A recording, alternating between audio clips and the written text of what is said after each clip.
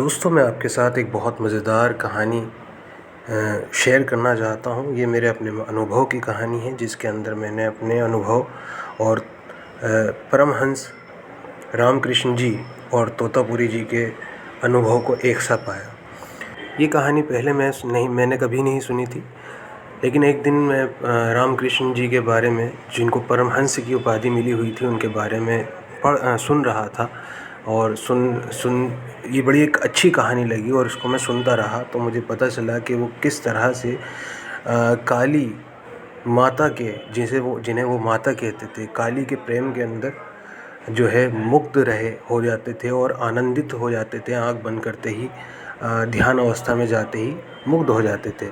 उनको वो काली की जो है गोदी में रहते थे, चरणों में रहते थे, अपनी काली को भोजन कराते थे और उनसे बातें करते थे और उनसे प्रेम के अंदर, मतलब मातृ प्रेम के अंदर जो है वो मुग्ध रहते थे। तो एक दिन की बात है कि वो ध्यान अवस्था में बैठे हुए थे और उधर से संत तोतापुरी जी गुज़रे। संत तोतापुरी जी ने देखा कि ये बालक के अंदर, इस व्यक्ति के अंदर, ये जो ध्यान अवस्था में है, बहुत ही जो है क्षमता है, बट लेकिन जो है ये आगे नहीं बढ़ पा रहा है, कहीं रुका हुआ है। उन्होंने उनके पास बैठकर वहाँ पर जो है ध्यान किया और उन्होंने रामकृष्ण जी ने उनका आदर सत्कार किया। तोतापुरी जी ने उनसे कहा, रामकृष्ण, तुम्हारे अंदर बहुत ही क्षमता है, लेकिन तुम ये नीचे के मार्ग पे क्यों रुके हुए हो, आगे क्यों नहीं बढ़ते हो? तो रामकृष्ण जी ने कहा कि नहीं, मुझे तो माता की गोद में ही जो है शांति मिलती है, आनंद मिलता है, मैं बस उसके आगे नहीं जा सकता। तो उन्होंने कहा कि अपनी क्षमता को पहचानो और आगे निकलो, और अब की बार मेरे कहने पर जब भी तुम्हारी काली माता तुम्हें नज़र आए तो तुम उसका वध कर देना, उसका सर एक तलवार से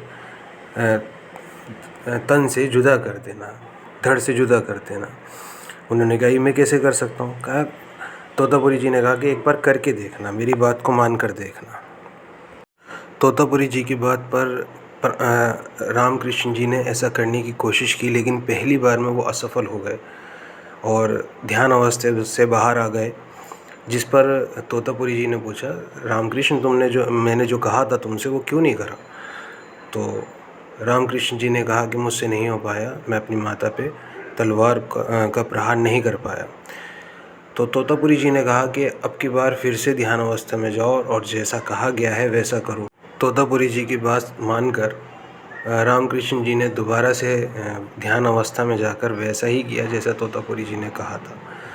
तो बड़े ही चमत्कारी रूप से और आश्चर्यजनक रूप से जो है परमहंस जी को, रामकृष्ण परमहंस जी को उस मार्ग से आगे का रास्ता मिल गया। जब उन्होंने काली, जो कि उनके विचार के अंदर माया का एक भ्रम पैदा हुआ था, उस पे प्रहार किया तो वो उससे आगे बढ़ गए। अब हम बात करेंगे कि ये कहानी मेरे अनुभव से कैसे जुड़ती है, मेरे अनुभव में किस तरह से आई है, मुझे ये बात कैसे पता थी। तो मैं उसके लिए अपनी एक वीडियो, जो कि मैंने बना रखी है यूट्यूब पर, महाकाल और महाकाली के भक्त कौन सी गलती करते हैं जो कि मोक्ष तक नहीं पहुंच पाते हैं, उसको आपको सुनाऊंगा, जिससे पता चलेगा कि मैंने भी ठीक वही बात कही थी जो कि तोतापुरी जी ने बात कही। मैंने भी वही बात कही है। मैं दिखाता हूँ आपको वो वीडियो जो मैंने अपने इसी अनुभव को बताने के लिए बनाई थी। क्या आप जानते हैं कि सिद्धि प्राप्ति में कौन सी गलतियाँ होती हैं? मोक्ष तक पहुँचते पहुँचते लोग क्यों रुक जाते हैं, या उनकी सिद्धि पूरी क्यों नहीं हो पाती है? जानते हैं इस वीडियो के अंदर कि क्या है कारण मोक्ष ना प्राप्त हो पाने का। साधक पूरी मेहनत करते हैं लेकिन फिर भी मोक्ष तक नहीं पहुंच पाते। महाकाल और महाकाली के भक्त कौन सी ऐसी बड़ी गलती करते हैं जिसके कारण वो मोक्ष तक पहुंचते पहुंचते रह जाते हैं? आइए जानते हैं इस वीडियो में। मुझसे कमेंट्स के द्वारा एक दोस्त ने कहा कि वो महाकाल और महाकाली का ध्यान करते हुए मोक्ष के करीब पहुँचते हैं, लेकिन किसी कारण से सिद्धि पूरी नहीं हो पाती। उन्होंने लिखा, आप मेरी मदद करो। तो मैंने पूछा, क्या मोक्ष प्राप्ति में? तो उन्होंने लिखा, हाँ।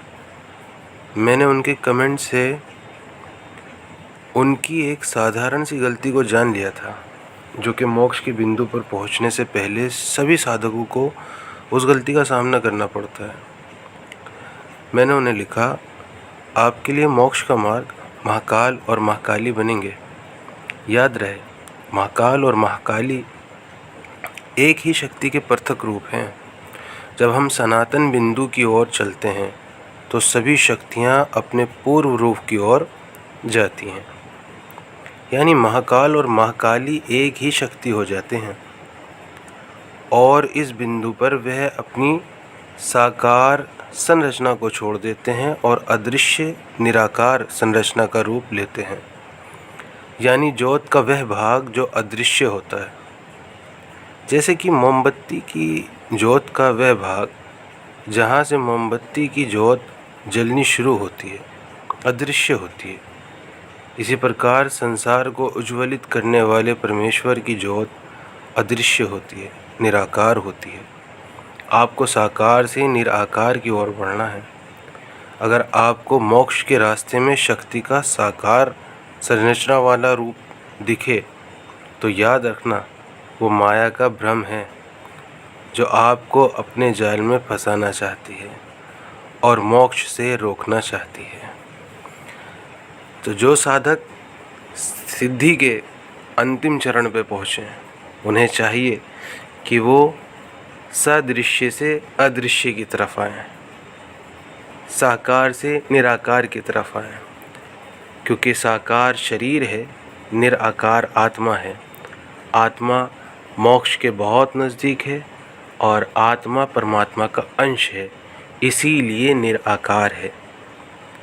तो जो साधक सिद्धि पूरी करना चाहते हैं तो उनको चाहिए कि ये बात ज़रूर समझें और ज़रूर ध्यान रखें कि साकार संरचना वाला शक्ति का रूप माया का जाल है, माया का भ्रम है। अपने आप को भ्रम से बचाएं और निराकार और अदृश्य परमात्मा परमेश्वर में अपनी निराकार अदृश्य आत्मा को लीन कर दें।